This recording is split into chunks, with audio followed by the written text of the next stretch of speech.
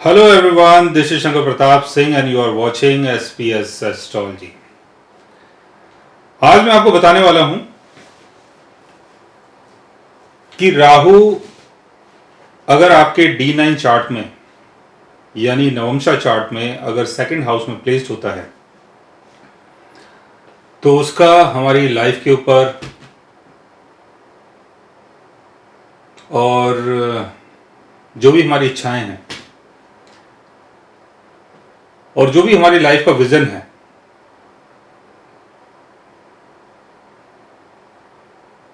उस विजन को हम कैसे अचीव करते हैं, कैसे देखते हैं शादी के बाद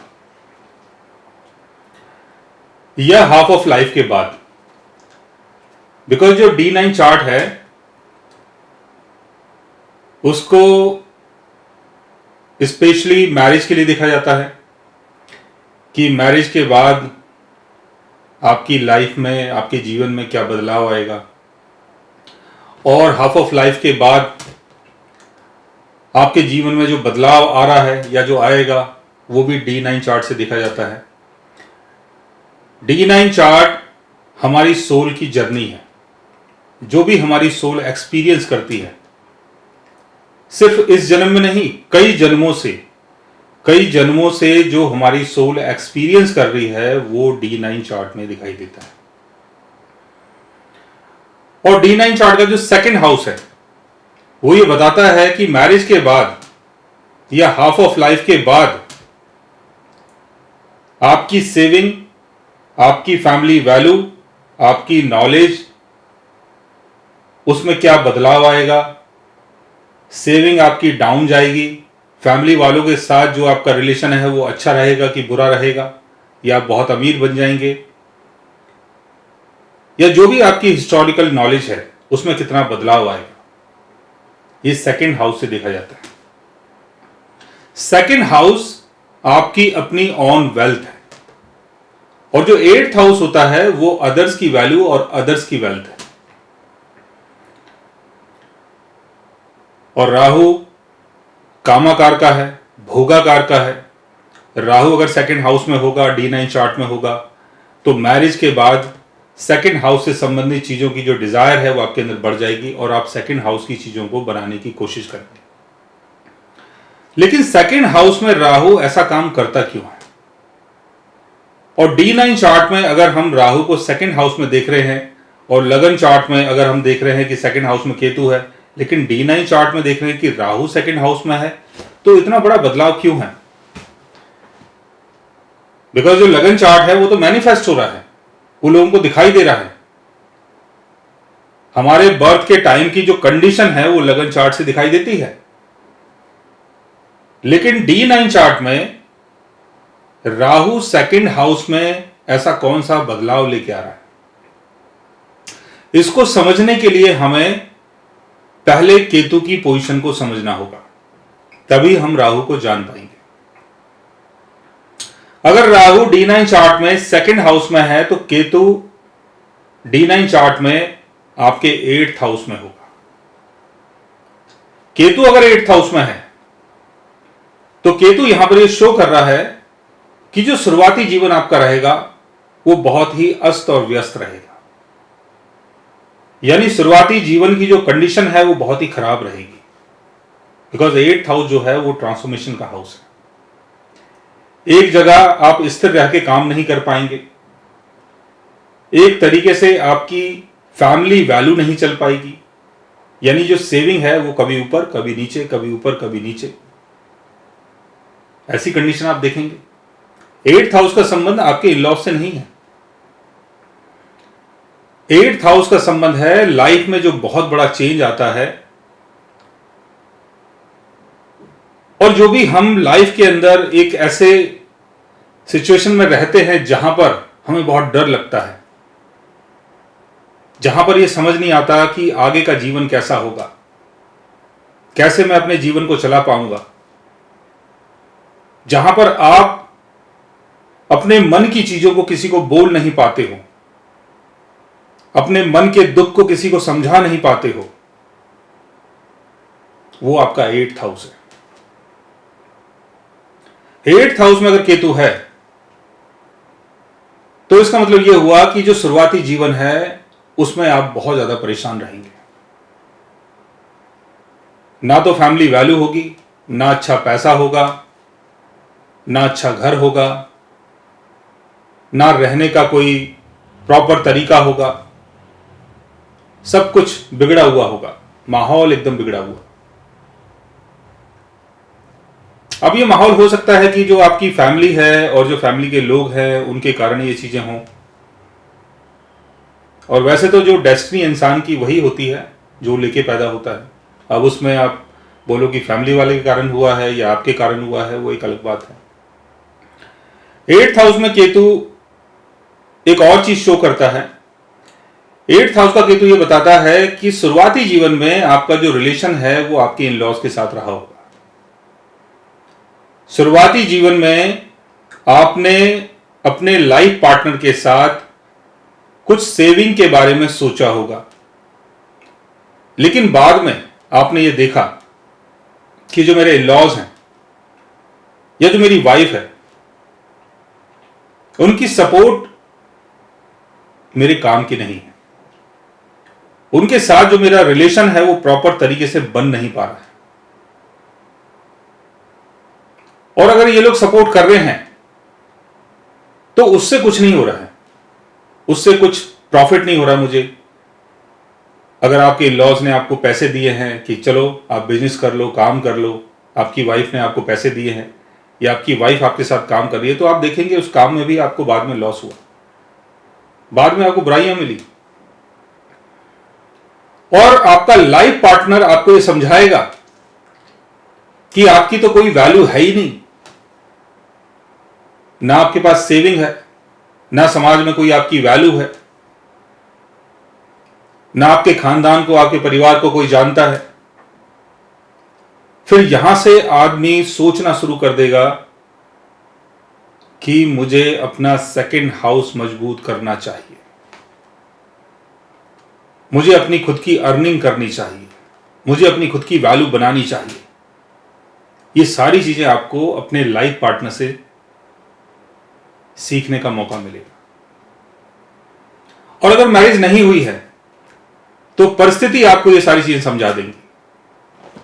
जो भी आपकी परिस्थिति है वो परिस्थिति आपको ये सारी चीजें समझा देंगी कि जीवन में पैसा, नाम, रुतबा, नॉलेज, इन सब चीजों का होना बहुत जरूरी है। फिर धीरे धीरे करके आप सेकंड हाउस की चीजों को बिल्ड करना शुरू कर देंगे। सेकंड हाउस का संबंध नॉलेज से भी है। आप ऐसी नॉलेज को गेन करेंगे जिसके थ्रू आप अर्निंग कर सकें। आप दुनिया भर की ऐसी नॉलेज को हो सकता है गेन करें जिसके कारण आपको फाइनेंशियल गेन हो। बिकॉज सेकंड हाउस का संबंध है चीजों को गैदर करने से, चाहे वो नॉलेज है, चाहे वो पैसा है, चाहे वो कोई भी वैल्यूएबल चीज है, गैदर करना, इकट्ठा करना। और उस इकट्ठे करने से क्या होगा, आपकी जो वैल्यू है वो बढ़नी शुरू हो जाएगी और धीरे धीरे करके आपकी लाइफ में बहुत बड़ा चेंज आएगा। आपका जो खाना पीना है वो भी बदल सकता है। बिकॉज राहु अगर आपके सेकंड हाउस में है तो हो सकता है कि आप नॉन वेज और जितने भी जो एक्सोटिक फूड्स होते हैं उनको खाना स्टार्ट करें, या आपका लाइफ पार्टनर आपको इन चीजों के बारे में समझाए, या सोसाइटी को मेंटेन करने के लिए आप वाइन और तमाम ऐसी चीजें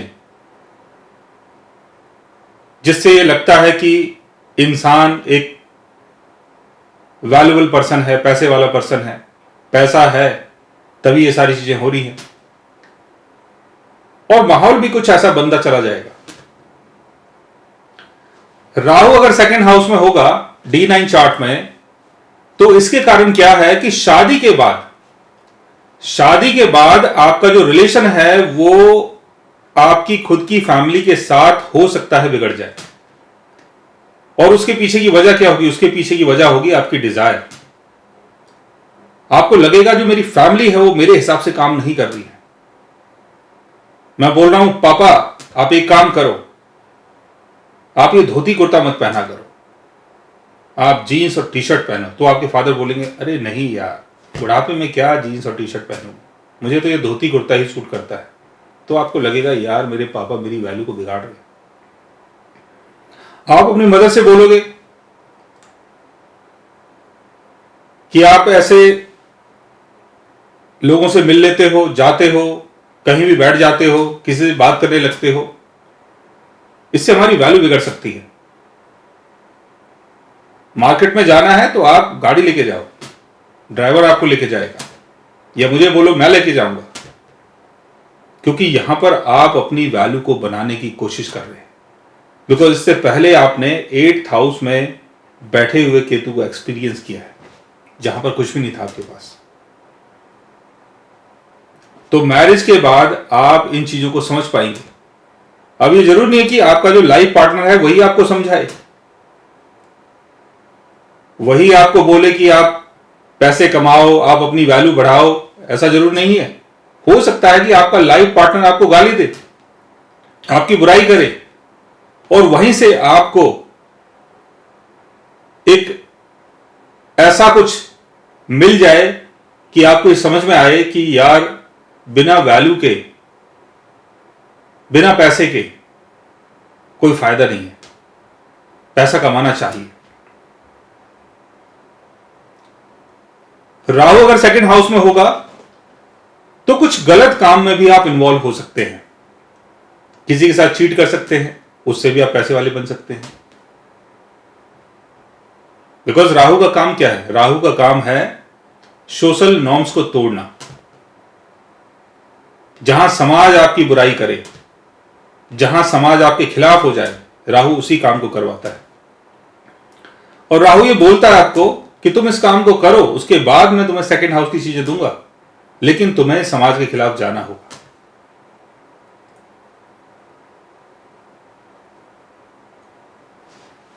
राहु 2nd हाउस में कितना अच्छा काम करता है कि आप शादी के बाद या हाफ ऑफ लाइफ के बाद कितने पैसे वाले होते हैं, उसके लिए 2nd हाउस के लॉर्ड की पोजीशन को भी देखना होगा।